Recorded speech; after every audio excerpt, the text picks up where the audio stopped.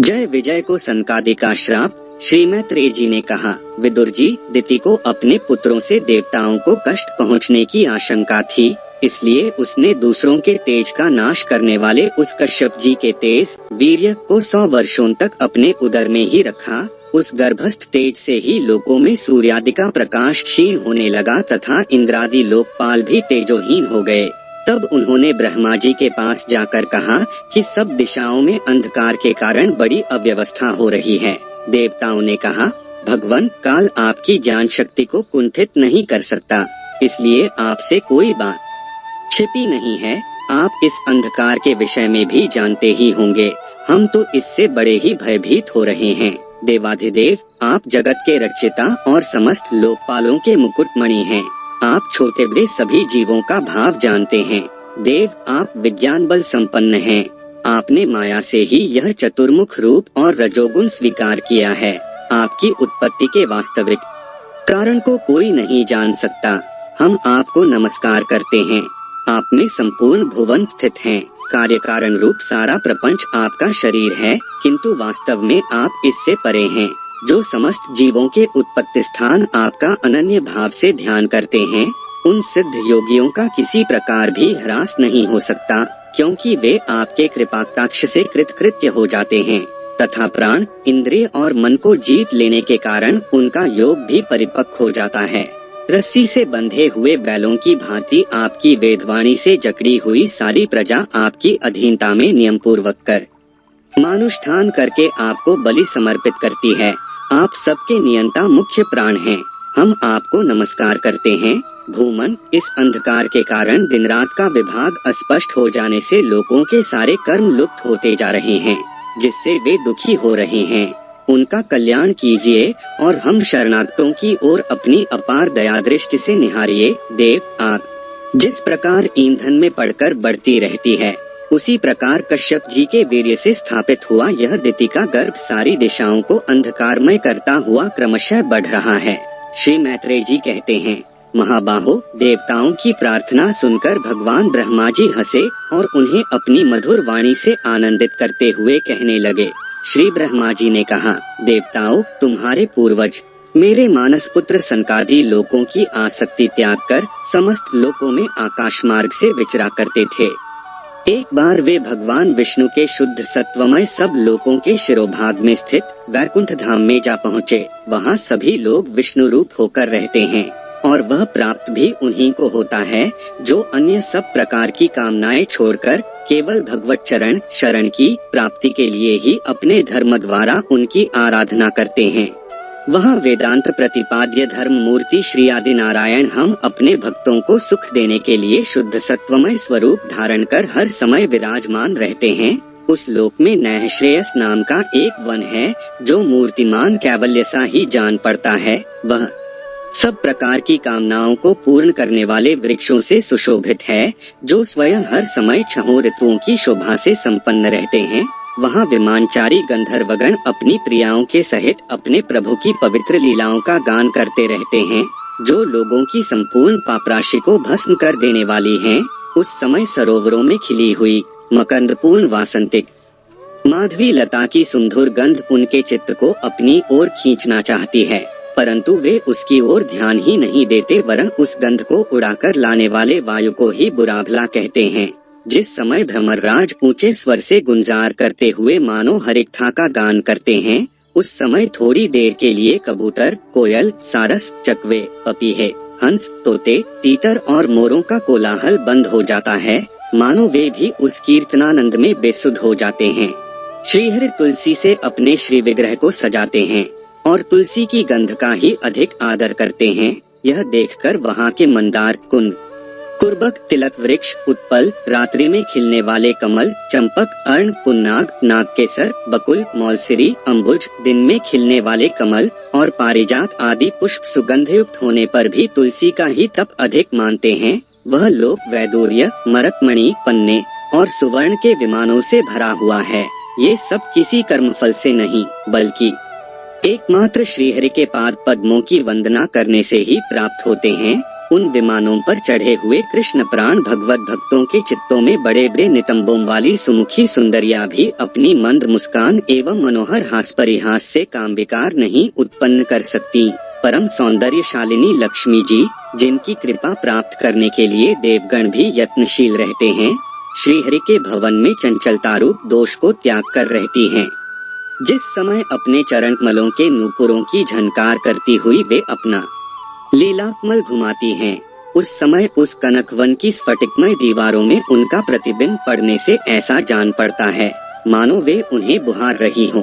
प्यारे देवताओं, जिस समय दासियों को साथ लिए वे अपने क्रीडावन में तुलसी दल द्वारा भगवान का पूजन करती हैं, तब वहाँ के निर्मल जल से भरे हुए सरोवरों में, जिनमें मूंगे के घाट बने हुए हैं, अपना सुंदर अलकावली और उन्नत नासिका से सुशोभित मुखारविंद देखकर यह भगवान का चुंबन किया हुआ है, यूं जानकर उसे बड़ा सौभाग्यशाली समझती हैं।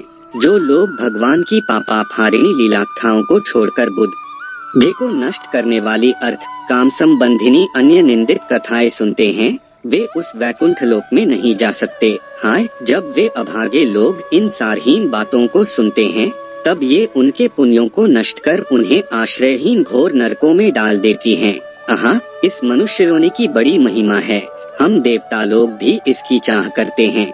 इसी में तत्व ज्ञान और धर्म की भी प्राप्ति हो सकती है। इसे पाकर भी जो लोग भगवान की आराधना नहीं करते, वे वास्तव में उनकी सर्वत्र फैली हुई माया से ही मोहित हैं। देवाधिदेव श्रीहरि का निरंतर चिंतन करते रहने के कारण जिनसे यमराज दूर रहते हैं, आपस में प्रभु के सुयश की चर्चा चलने पर अनुरागजन्य विह्वलतावश जिनके नेत्रों से अविरल अश्रुधारा बहने लगती है तथा शरीर में रोमांच हो जाता है और जिनके से शील स्वभाव की हम लोग भी इच्छा करते हैं, वे परम भागवत ही हमारे लोकों से ऊपर उस वैकुंठ धाम में जाते हैं। जिस समय सनकादि मुनि विश्वगुरु श्रीहरि के निवास स्थान संपूर्ण लोकों के वंदनीय और श्रेष्ठ देवताओं के विचित्र विमानों से विभूषित उस परम दिव्य और अद्भुत वैकुंठ धाम में अपने योग बल से पहुँचे, तब उन्हें बड़ा ही आनंद हुआ।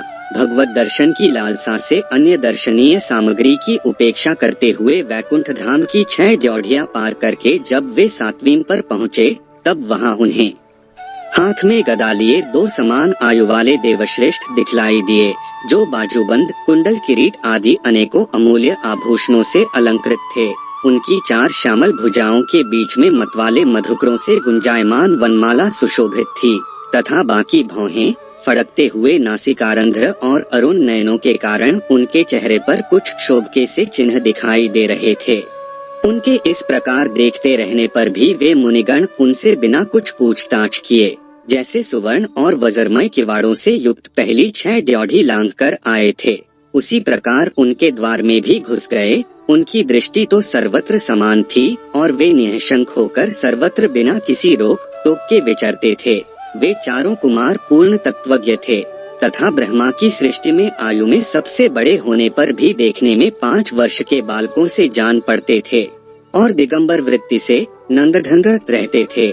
उन्हें इस प्रकार निःसंकोच रूप से भीतर जाते देख उन द्वारपालों ने भगवान के शील स्वभाव के विपरीत सनकादि के तेज की हंसी उड़ाते हुए उन्हें बेंत अड़ाकर रोक दिया। यद्यपि वे ऐसे दुर्व्यवहार के योग्य नहीं थे। जब उन द्वारपालों ने वैकुंठवासी देवताओं के सामने पूजा के सर्वश्रेष्ठ पात्र उन कुमारों को इस प्रकार रोका, तब अपने प्रियतम प्रभु के दर्शनों में विघ्न पड़ने के कारण उनके नेत्र सहसा कुछ क्रोध से लाल हो उठे और वे इस प्रकार कहने लगे। मुनियों ने कहा, अरे द्वारपालो, जो लोग भगवान की महती सेवा के प्रभाव से इस लोक को प्राप्त होकर यहाँ निवास करते हैं, वे तो भगवान के समान ही समदर्शी होते हैं। तुम दोनों भी उन्हीं में से हो, किंतु तुम्हारे स्वभाव में यह विषमता क्यों है? भगवान तो परम शांत स्वभाव हैं, उनका किसी से विरोध भी नहीं है। फिर यहाँ ऐसा कौन है जिस पर शंका की जा सके? तुम स्वयं कपटी हो, इसी से अपने ही समान दूसरों पर शंका करते हो। भगवान के उदर में यह सारा ब्रह्मांड स्थित है, इसलिए यहाँ रहने वाले ज्ञानी जन सर्वात्मा श्रीहरि से अपना कोई भेद नहीं देखते, बल्कि महाकाश में घटाकाश की भांति उनमें अपना अंतर्भाव देखते हैं। तुम तो देवरूपधारी हो, फिर भी तुम्हें ऐसा क्या दिखाई देता है? जिससे तुमने भगवान के साथ कुछ भेदभाव के कारण होने वाले भय की कल्पना कर ली। तुम हो तो इन भगवान वैकुंठनाथ के पार्षद, किंतु तुम्हारी बुद्धि बहुत मंद है। अतएव तुम्हारा कल्याण करने के लिए हम तुम्हारे अपराध के योग्य दंड का विचार करते हैं। तुम अपनी मंद भेद बुद्धि के दोष से इस वैकुंठ लोक से निकलकर उन पापमय योनियों में जाओ, जहाँ काम, क्रोध, लोभ प्राणियों के ये 3 शत्रु निवास करते हैं। सनकादि के ये कठोर वचन सुनकर और ब्राह्मणों के शाप को किसी भी प्रकार के शस्त्र समूह से निवारण होने योग्य न जानकर श्रीहरि के वे दोनों पार्षद अत्यंत दीन भाव से उनके चरण पकड़कर पृथ्वी पर लौट गए। वे जानते थे कि उनके स्वामी श्रीहरि भी ब्राह्मणों से बहुत डरते हैं। फिर उन्होंने अत्यंत आतुर होकर कहा, भगवन, हम अवश्य अपराधी हैं, अतः आपने हमें जो दंड दिया है वह उचित ही है और वह हमें मिलना ही चाहिए। हमने भगवान का अभिप्राय न समझकर उनकी आज्ञा का उल्लंघन किया है। इससे हमें जो पाप लगा है वह आपके दिए हुए दंड से सर्वथा धुल जाएगा। किंतु हमारी इस दुर्दशा का विचार करके यदि करुणावश आपको थोड़ा सा भी अनुताप हो तो ऐसी कृपा कीजिए कि जिससे उन अधमाधम योनियों में जाने पर भी हमें भगवत स्मृति को नष्ट करने वाला मोह न प्राप्त हो। इधर जब साधुजनों के हृदय धन भगवान कमलनाथ को मालूम हुआ कि मेरे द्वारपालों ने सनकादि साधुओं का अनादर किया है, तब वे लक्ष्मी जी के सहित अपने उन्हीं श्री चरणों से चलकर ही वहां पहुँचे, जिन्हें परमहंस मुनिजन भी ढूंढते रहते हैं, सहज में पाते नहीं। सनकादि ने देखा कि उनकी समाधि के विषय श्री वैकुंठनाथ स्वयं उनके नेत्रगोचर होकर पधारे हैं। उनके साथ साथ पार्षदगण छत्र चामरादि लिए चल रहे हैं तथा प्रभु के दोनों ओर राजहंस के पंखों के समान 2 श्वेत चवर डुलाए जा रहे हैं। उनकी शीतल वायु से उनके श्वेत छत्र में लगी हुई मोतियों की झालर हिलती हुई ऐसी शोभा दे रही है मानो चंद्रमा की किरणों से अमृत की बूंदें झर रही हों। प्रभु समस्त सद्गुणों के आश्रय हैं। उनकी सौम्य मुख मुद्रा को देखकर जान पड़ता था मानो वे सभी पर अनवरत कृपा सुधा की वर्षा कर रहे हैं। अपनी स्नेहमयी चितवन से वे भक्तों का हृदय स्पर्श कर रहे थे तथा उनके सुविशाल श्याम वक्षस्थल पर स्वर्णरेखा के रूप में जो साक्षात लक्ष्मी विराजमान थीं, उनसे मानो वे समस्त दिव्यलोकों के चूड़ामणि वैकुंठ धाम को सुशोभित कर रहे थे। उनके पीताम्बर मंडित विशाल नितंबों पर झिलमिलाती हुई करधनी और गले में भ्रमरों से मुखरित वनमाला विराज रही थी तथा वे कलाइयों में सुंदर कंगन पहने अपना एक हाथ गरुड़ जी के कंधे पर रख दूसरे से कमल का पुष्प घुमा रहे थे। उनके अमोल कपोल बिजली की प्रभा को भी लजाने वाले मकराकृत कुंडलों की शोभा बढ़ा रहे थे। उभरी हुई सुघड़ नासिका थी, बड़ा ही सुंदर मुख था, सिर पर मणिमय मुकुट विराजमान था तथा चारों भुजाओं के बीच महामूल्यवान मनोहर हार की और गले में कौस्तुभ मणि की अपूर्व शोभा थी। भगवान का श्री विग्रह बड़ा ही सौंदर्यशाली था।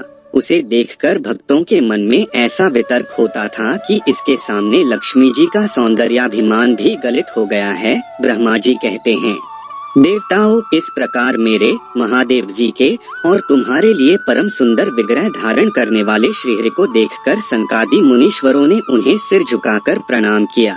उस समय उनकी अद्भुत छवि को निहारते निहारते उनके नेत्र तृप्त नहीं होते थे। सनकादि मुनीश्वर निरंतर ब्रह्मानंद में निमग्न रहा करते थे, किंतु जिस समय भगवान कमलनयन के चरणारविंदम करंद से मिली हुई तुलसी मंजरी के गंध से सुवासित वायु ने नासिकारंधों के द्वारा उनके अंतःकरण में प्रवेश किया, उस समय वे अपने शरीर को संभाल न सके और उस दिव्य गंध ने उनके मन में भी खलबली पैदा कर दी। भगवान का मुख नील कमल के समान था, अति सुंदर अधर और कुंडतली के समान मनोहर हाथ से उसकी शोभा और भी बढ़ गई थी। उसकी झांकी करके वे कृतकृत्य हो गए और फिर पद्मराग के समान लाल लाल नखों से सुशोभित उनके चरण कमल देखकर वे उन्हीं का ध्यान करने लगे। इसके पश्चात वे मुनिगण अन्य साधनों से सिद्ध न होने वाली स्वाभाविक अष्ट सिद्धियों से संपन्न श्रीहरि की स्तुति करने लगे, जो योग मार्ग द्वारा मोक्ष शब्द की खोज करने वाले पुरुषों के लिए उनके ध्यान का विषय अत्यंत आदरणीय और नयनानंद की वृद्धि करने वाला पुरुष रूप प्रकट करते हैं। सनकादि मुनियों ने कहा, अनंत, यद्यपि आप अंतर्यामी रूप से दुष्टचित्त पुरुषों के हृदय में भी स्थित रहते हैं, तथापि उनकी दृष्टि से उझल ही रहते हैं, किंतु आज हमारे नेत्रों के सामने तो आप साक्षात विराजमान हैं। प्रभु, जिस समय आपसे उत्पन्न हुए हमारे पिता ब्रह्मा जी ने आपका रहस्य वर्णन किया था, उसी समय श्रवणरंध्रों द्वारा हमारी बुद्धि में तो आप आ विराजे थे, किंतु प्रत्यक्ष दर्शन का महान सौभाग्य तो हमें आज ही प्राप्त हुआ है। भगवान, हम आपको साक्षात परमात्म तत्व ही जानते हैं। इस समय आप अपने विशुद्ध सत्वमय विग्रह से अपने इन भक्तों को आनंदित कर रहे हैं। आपकी इस सगुण साकार मूर्ति को राग और अहंकार से मुक्त मुनिजन आपकी कृपा दृष्टि से प्राप्त हुए सुदृढ़ भक्ति योग के द्वारा अपने हृदय में उपलब्ध करते हैं। प्रभु, आपका सुयश अत्यंत कीर्तनीय और सांसारिक दुखों की निवृत्ति करने वाला है। आपके चरणों की शरण में रहने वाले जो महाभाग आपकी कथाओं के रसिक हैं, वे आपके आत्यंतिक प्रसाद मोक्ष शब्द को भी कुछ अधिक नहीं गिनते। फिर जिन्हें आपकी जरा सी टेढ़ी भौं ही भयभीत कर देती है, उन इंद्रपद आदि अन्य भोगों के विषय में तो कहना ही क्या है। भगवान, यदि हमारा चित्त भौरे की तरह आपके चरण कमलों में ही रमण करता रहे, हमारी वाणी तुलसी के समान आपके चरण संबंध से ही सुशोभित हो और हमारे कान आपकी सुयश सुधा से परिपूर्ण रहें, तो अपने पापों के कारण भले ही हमारा जन्म नरकादि योनियों में हो जाए, इसकी हमें कोई चिंता नहीं है। विपुल कीर्ति प्रभु, आपने हमारे सामने जो यह मनोहर रूप प्रकट किया है, उससे हमारे नेत्रों को बड़ा ही सुख मिला है। विषयासक्त अजितेंद्रिय पुरुषों के लिए इसका दृष्टिगोचर होना अत्यंत कठिन है। आप साक्षात भगवान हैं और इस प्रकार स्पष्टतया हमारे नेत्रों के सामने प्रकट हुए हैं। हम आपको प्रणाम करते हैं।